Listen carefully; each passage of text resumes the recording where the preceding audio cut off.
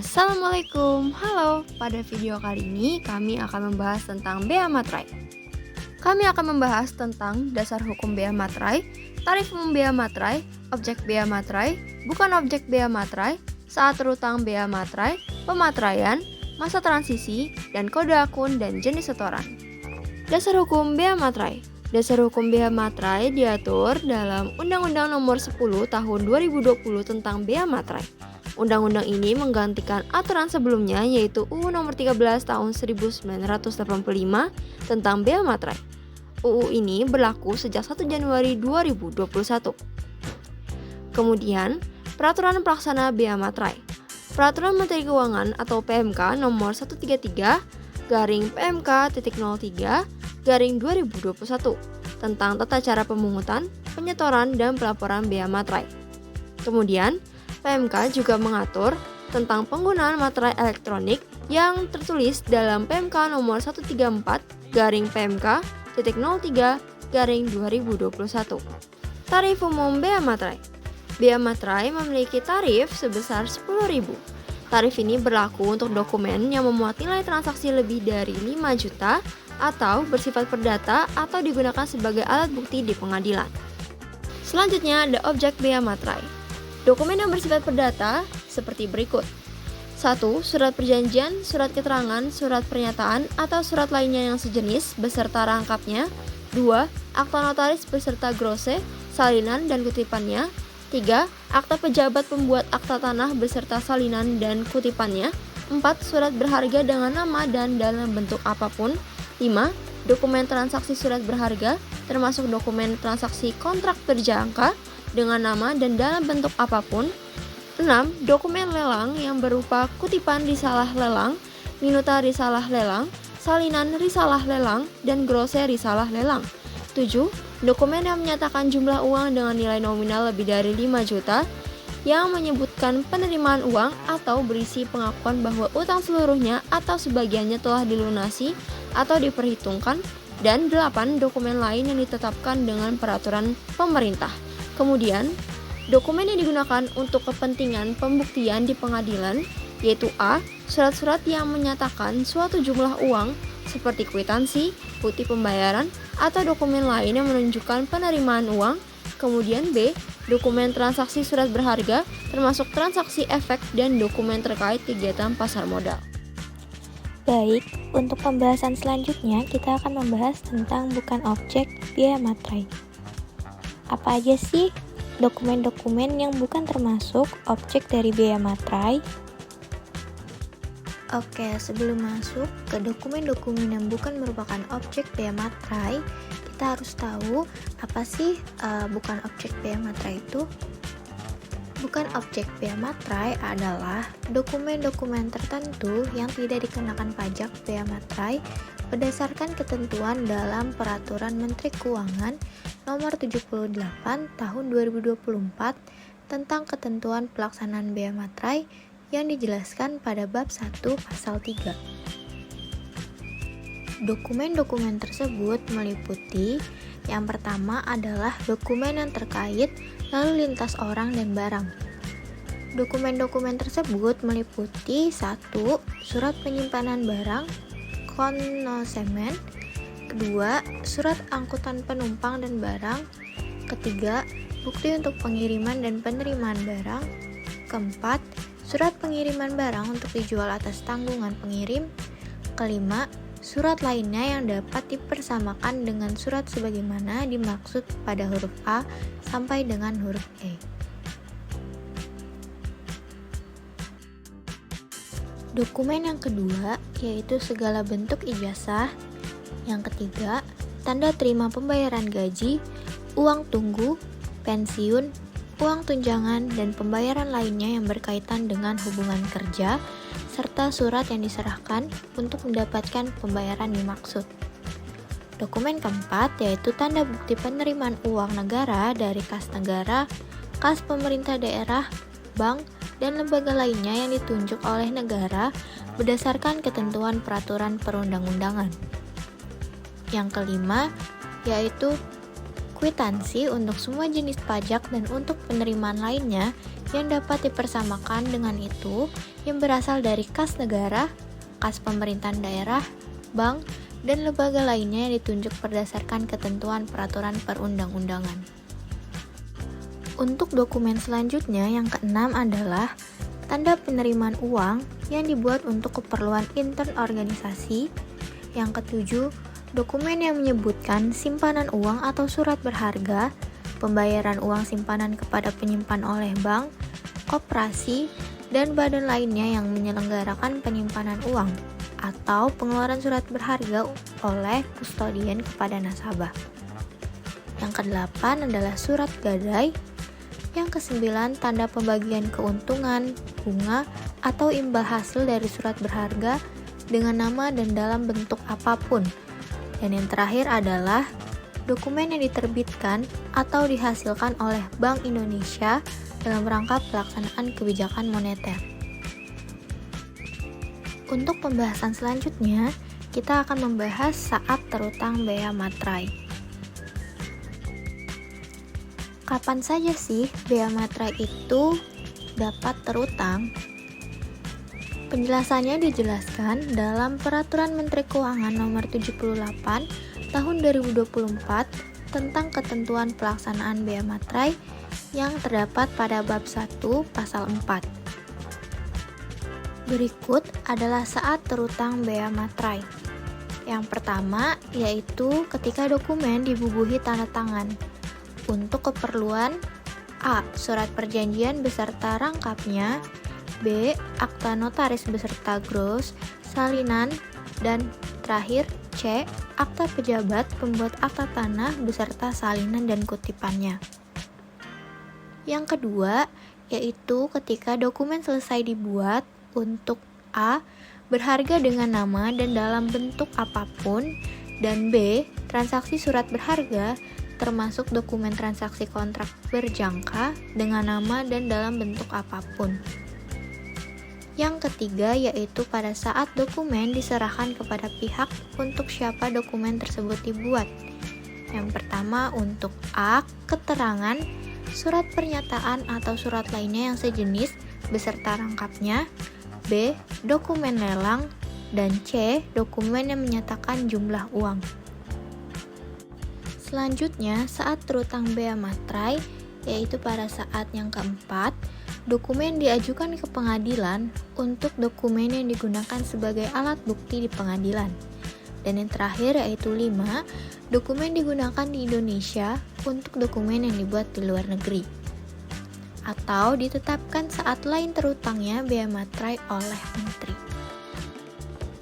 Oke, pembahasan selanjutnya yaitu pemeteraian kemudian. Pasti banyak banget yang bertanya-tanya apa itu pemeteraian kemudian.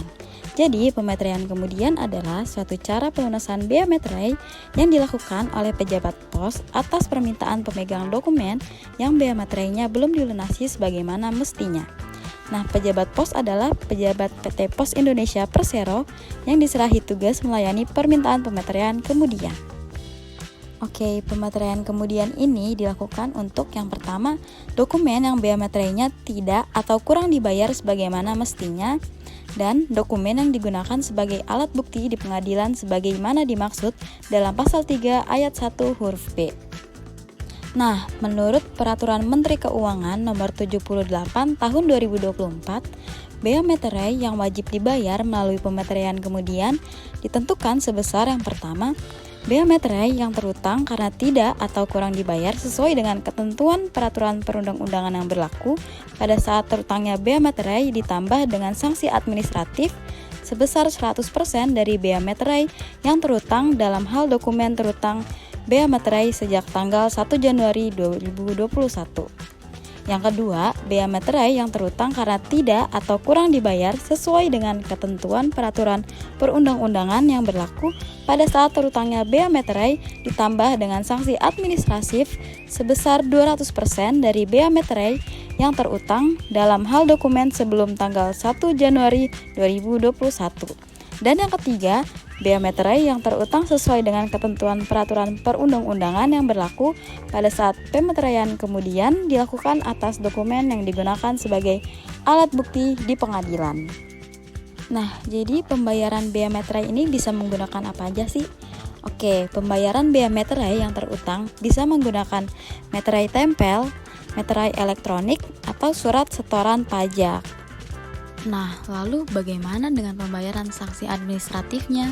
Jadi, pembayaran sanksi administratif dilakukan dengan menggunakan surat setoran pajak atau sarana administrasi lain yang disamakan dengan surat setoran pajak sesuai dengan ketentuan peraturan perundang-undangan di bidang perpajakan.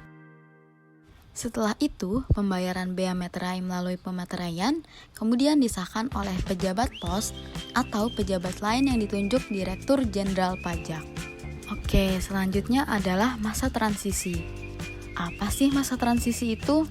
Jadi, masa transisi merupakan periode 1 tahun sejak disahkannya Undang-Undang Nomor 10 Tahun 2020 tentang bea materai. Masa transisi bea materai berlangsung dari 1 Januari 2021 hingga 31 Desember 2021. Selama masa transisi, materai lama dengan nominal 3.000 dan 6.000 masih dapat digunakan dengan nilai minimum 9.000. Oke, kalau ada masa peralihan antara undang-undang baru dan undang-undang lama, berarti tarif bea materainya juga berubah dong. Oke, kalau gitu berapa ya tarif bea materai yang baru? Jadi, pemerintah melakukan penyesuaian atas tarif materai per Januari 2021 dengan mengeluarkan Undang-Undang Nomor 10 Tahun 2020 tentang bea materai menggantikan Undang-Undang Nomor 13 Tahun 1985 tentang bea materai. Jadi tarif bea materai dalam Undang-Undang Nomor 10 Tahun 2020 hanya berlaku satu tarif, yaitu Rp10.000 dan batasan nilai dokumen yang memuat jumlah uang di atas adalah Rp5 juta. Kebijakan ini merupakan bentuk pemihakan pemerintah termasuk kepada usaha mikro, kecil, dan menengah atau UMKM. Untuk materi selanjutnya, kita akan membahas kode akun dan jenis setoran. Di sini kita akan membahas terlebih dahulu mengenai kode akun pajak untuk bea materai. Untuk kode akun 100 merupakan jenis setoran bea materai yang berfungsi untuk pembayaran penggunaan bea materai. Untuk kode akun 101 merupakan pelunasan bea materai dengan sistem komputerisasi.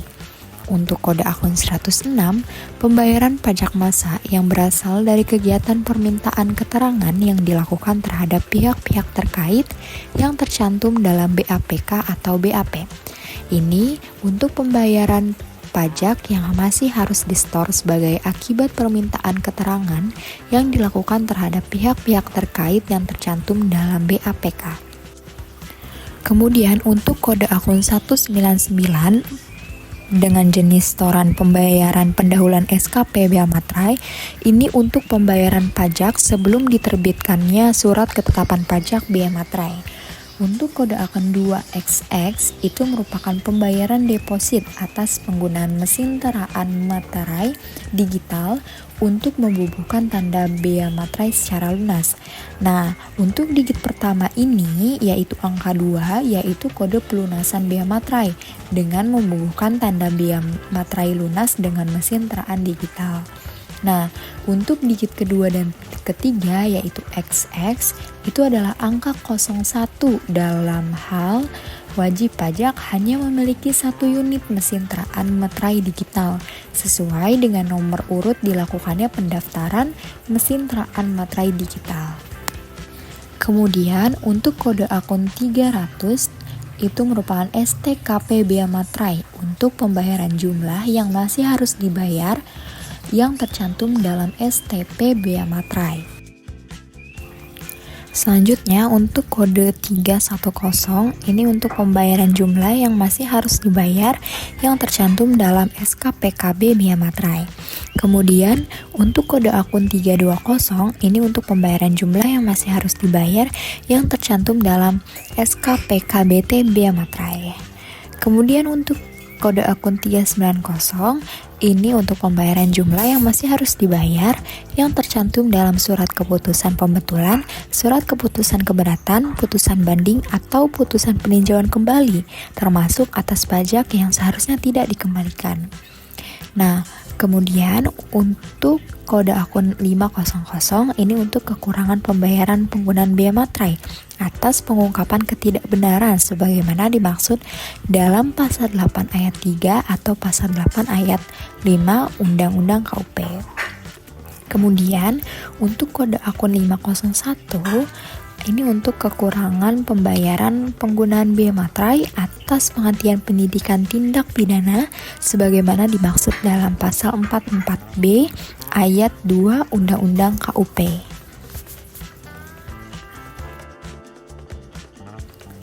Selanjutnya untuk kode akun 510 ini untuk pembayaran sanksi administrasi berupa denda atas pengungkapan ketidakbenaran perbuatan sebagaimana dimaksud dalam pasal 8 ayat 3 atau pengungkapan ketidakbenaran pengisian SPT sebagaimana dimaksud dalam pasal 8 ayat 5 Undang-Undang KUP.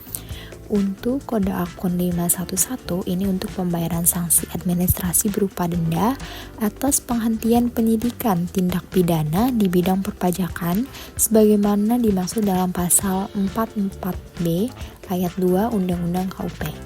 Kemudian untuk kode akun 512 ini untuk pembayaran denda atas pemeteraian kemudian sebagaimana dimaksud dalam pasal 8 dan pasal 9 Undang-Undang Bea Materai.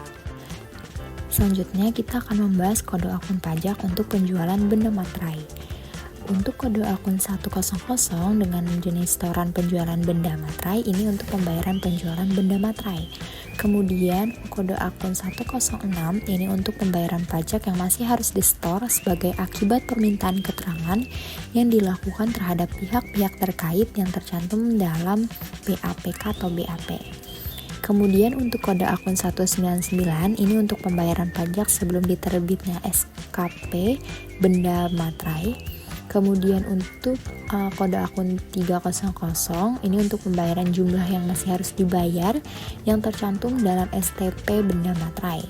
Kemudian untuk kode akun 310 ini untuk pembayaran jumlah yang masih harus dibayar yang tercantum dalam SKPKB benda materai.